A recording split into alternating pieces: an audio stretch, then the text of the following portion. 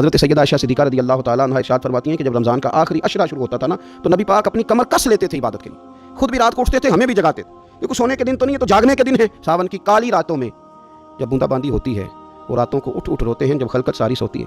ये रब के बंदों की शान है। और ये जो कहा गया ना कि फरिश्ते नाजिल होते हैं बिइज़्नि रब्बिहिम मिन कुल्लि अम्र, अल्लाह के हुक्म से आते और हर काम के लिए, हर अमरे खैर के लिए आते। तो इसमें भी हमारे मुफस्सिरीन ने लिखा है कि वो तुम्हारे लिए पूरे साल का फैसला करेंगे कि तुम्हें क्या दिया जाएगा, तुम क्या हासिल करोगे अल्लाह तबारक व तआला की बारगाह से।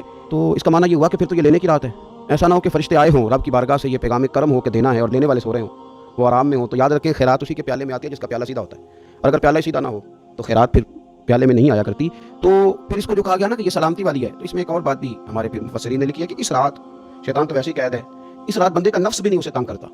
ये ताक रात इतनी हसीन है कि थोड़ी सी बंदा हिम्मत करे तो अल्लाह इबादत के लिए उसके दिल को करार अता कर देता है, उसे सुकून मिलता है, तबीयत ठंडी हो जाती है और वो बड़े ज़ौक़ के साथ अल्लाह की इबादत करता है। खूब बेदारी का मुजाहिरा करें ताक रातों।